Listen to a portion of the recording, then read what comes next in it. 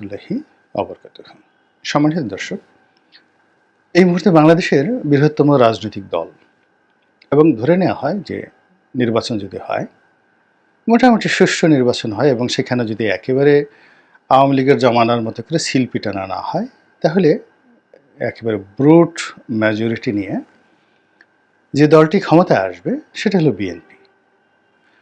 আর যদি আইনশৃঙ্খলা রক্ষাকারী বাহিনী ঠিকমতো কাজ না করে এবং ঠিক নির্বাচনের মাঠটিকে ছেড়ে দেওয়া হয় আল্লাহর ওয়াস্তে, তাহলে বাংলাদেশের ৩০০ আসনে মোটামুটি মাশাল্লাহ বিএনপির প্রার্থীরাই সেখান থেকে ব্যালট বাক্স পূর্ণ করে সংসদে ৩০০ আসন পাওয়ার রেকর্ড তারা তৈরি করে ফেলবে।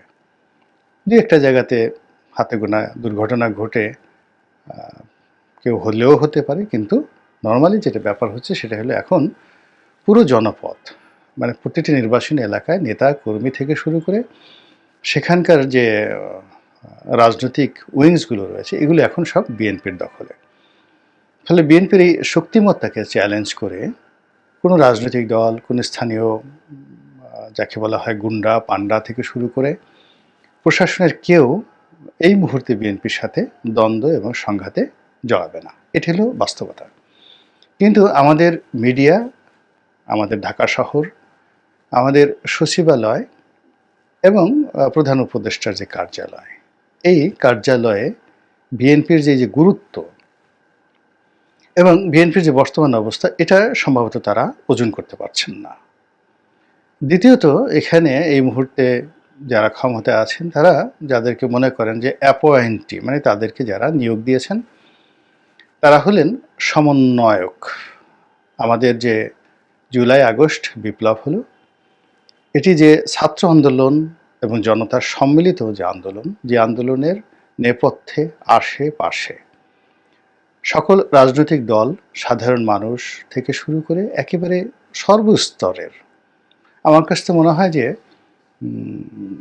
প্রকৃতির যে অবোধ যে প্রাণীগুলো রয়েছে, সেই চড়াই, শালিক, তারপরে শেষে যা আছে সবাই সাহায্যকারী শক্তি হিসেবে এই আন্দোলনকে বেগবান করেছে, এতে কোনো সন্দেহ নেই।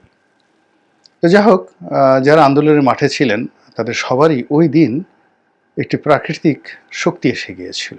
৫ তারিখে, ৪ তারিখে, ৩ তারিখে এই শক্তি সাধারণত তাদের কখনোই ছিল না। এখন সার্জিসের কথা চিন্তা করেন, হাসনাতের কথা চিন্তা করেন, মাহফুজের কথা চিন্তা করেন, বা যারা মন্ত্রী পরিষদে যে দুজন গিয়েছেন মানে উপদেষ্টা মণ্ডলীতে, তাদের কথা চিন্তা করেন। আমরা তাদেরকে চিনতাম না। তাদের সাহস, তাদের শক্তি, তাদের প্রজ্ঞা, তাদের মেধা জাতীয় রাজনীতিতে কখনোই ছাত্রনেতা রূপে কাউন্টেবল তো দূরের কথা, দৃশ্যমানে ছিল না।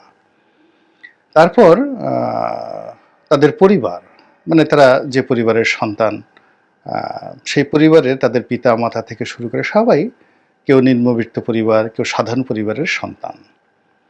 কিন্তু কি হলো, জুলাই মাসের একেবারে ১ তারিখ থেকে, কিংবা জুলাই মাস নয়, ঠিক জুলাই মাসের শেষ সপ্তাহ থেকে এবং আগস্ট মাসের ১ তারিখ থেকে এই সকল নেতৃবৃন্দ, তাদের মধ্যে একটা প্রাকৃতিক শক্তি ভর করেছিল এবং এটিকে আমি বলবো ঐশ্বরিক শক্তি। কখনো কখনো ঐশ্বরিক শক্তি মানুষকে মহামানব বানিয়ে ফেলে ওই সময়ের জন্য, কিন্তু পরবর্তীতে আর আসলে সেই শক্তিটা থাকে না। কেমন থাকে না? একটা বিখ্যাত হাদিস এখানে আমি বর্ণনা করি। আল্লাহ রাসূল সাল্লাল্লাহু আলাইহি ওয়াসাল্লাম খায়বার যে বিজয়ের জন্য, ইহুদিদের যে গ্রাম খায়বার দুর্গ, তো এটি বিজয়ের জন্য বারবার চেষ্টা করছিলেন কিন্তু পারছেন না। কয়েকদিন ধরে ক্রমাগত প্রতিদিনই নেতৃত্ব দিচ্ছেন এবং ওখানে ইহুদিরা সেই দুর্গের মধ্যে আশ্রয় নিয়েছে। দুর্গের যে গেট অত্যন্ত শক্তিশালী গেট ছিল, মূল গেট ছিল। তো এখন সেই সবাই হতাশ হয়ে গেছে যে আমরা কয়েকদিন যাবৎ চেষ্টা করছি, দুর্গ ভাঙতে পারছি না, ঢুকতে পারছি না, ইহুদিরা সেখানে নিরাপদ আছে। তো আল্লাহ রাসূল সাল্লাল্লাহু আলাইহি ওয়াসাল্লাম বললেন যে আগামীকাল আমি এই যুদ্ধের ভার এমন একজনের হাতে দেব যার নেতৃত্বে তোমাদের বিজয় হবে। তো দেখা গেল সবাই উদ্গ্রীব, কার হাতে দেয় কার হাতে দেয়। ফলে দেখা গেল হযরত আলী রাদিয়াল্লাহু তাআলা আনহুর হাতে নেতৃত্ব তিনি দিলেন যে আজকের যুদ্ধ তিনি পরিচালনা করবেন।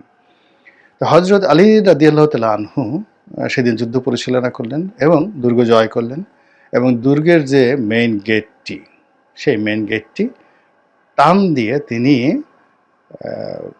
তাকে বলে একদম ফেলে দিলেন।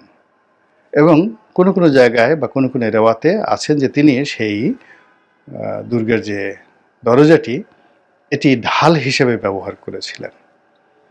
তারপর পরবর্তীতে সেটা যখন ফেলে দেওয়া হলো যুদ্ধ বিজয়ের পরে, বেশ কয়েকজন সাহাবী গিয়ে সেই ঢালটি মানে বা সেই দুর্গের দরজাটি নাড়ানোর চেষ্টা করলো, কিন্তু তারা সেটা নাড়াতে পারেনি। তা কখনো কখনো প্রকৃতির, ঈশ্বর, ভগবান, মহান আল্লাহ রাব্বুল আলামিন মানুষের হাতে মস্তিষ্কে এমন শক্তি দেয় যেটার কোনো, যাকে বলা হয় কার্যকারণ, কোনো বৈজ্ঞানিক সায়েন্টিফিক ব্যাখ্যা আপনি কখনো খুঁজে পাবেন না।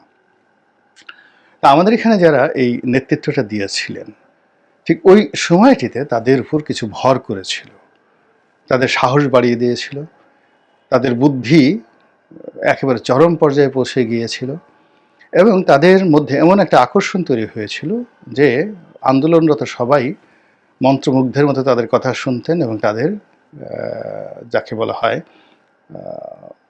চুম্বকের মতো তাদের সঙ্গে লেগে থাকতেন। কিন্তু এই জিনিসগুলো, প্রকৃতির এই জিনিসগুলো আসলে বেশিক্ষণ থাকে না, এটা কখনোই পার্মানেন্ট হয় না। এটা আধ্যাত্মিকতার একটা বিষয় আছে। আর সবসময় যেটা থাকে সেটা হলো অর্জন, এবং অর্জনটাও কিন্তু সময়ের উপর নির্ভর করে। বয়স এমন একটা জিনিস, সময় এমন একটা জিনিস। দেখা গেল বঙ্গবন্ধু, এই বাংলায় বঙ্গবন্ধুর মতো গত 1000 বছরে কোনো জনপ্রিয় ব্যক্তি ছিলেন না। কিন্তু ঠিক 1973 সনে যখন নির্বাচনটা হলো, নির্বাচনের যে ফলাফল এবং ওই সময় এমন কিছু ঘটনা ঘটলো, অর্থাৎ 1972 সনের 10ই জানুয়ারি থেকে শুরু করে ঠিক 1 বছরের মাথায় বঙ্গবন্ধুর জনপ্রিয়তা এমন ধস নামলো যেটা কল্পনাই করা যায় না। এবং তারপরে তো 75-এর 15ই আগস্টে কি নির্মম ঘটনা ঘটলো, এবং এখন সেই তার কন্যার কারণে দেখা যাচ্ছে যে এই মহামানবের স্বাধীনতা উত্তর যে মহান কর্মকাণ্ডগুলো, সেগুলো নিয়েও কিন্তু আলাপ আলোচনা হচ্ছে। তো এনিওয়ে, আমাদের যারা সমন্বয়ক, এই সমন্বয়কের মধ্যে মোটামুটি 8 থেকে 10 জনের যাকে বলা হয় চেহারা আমাদের মোটামুটি মুখস্থ হয়ে গেছে, আর 3 থেকে 4 জনের নাম আমাদের মুখস্থ হয়ে গেছে। যেমন এই গত 3 মাস যাবত আমি অনেক চেষ্টা করেও আমি সার্জিসের নাম মনে করতে পারি, মাহফুজের নাম মনে করতে পারি, মুখে চলে আসে সার্জিস, মাহফুজ।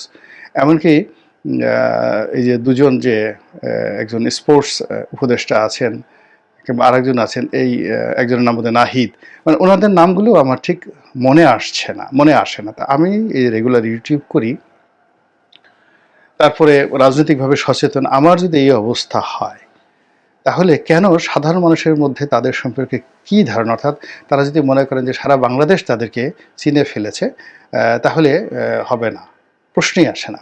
সেই এই যে মেয়েদের মধ্যে একমাত্র আরেকটি মেয়ে যে আছেন ভদ্রমহিলা, এই যেমন দেখেন এখনও তার নাম আমার কিন্তু মনে আসছেন না, কিছুক্ষণ আগে মনে আসছিল। এখন এই যে তারা জনগণের মানুষে এই 3 মাসের মধ্যে বা 4 মাসের মধ্যে, জুলাই, আগস্ট, সেপ্টেম্বর, অক্টোবর, এই সময়ের মধ্যে এই 2 থেকে 3টা নাম আমরা খুব মনে করতে পারছি। বাকি নামগুলো আমার ক্ষণে ক্ষণে মনে আসে, কিন্তু সবসময় মনে আসে না। যেমন বাইরে যে 2জন লোক আছেন সমন্বয়ক, সার্জিসের নাম সবসময় আসে ছাত্রলীগ করতে এই কারণে, কিন্তু আরেকজন যিনি আছেন তিনি ওইটার ওদের যে সমন্বয়কদের তিনি প্রধান, কিন্তু এবং তিনি সার্জিসের চেয়েও আকর্ষণীয় কথাবার্তা সব দিক থেকে, কিন্তু তার নামটা কিন্তু আমার সবসময় মনে আসছে না। কিন্তু আমার স্মরণশক্তি কি দুর্বল?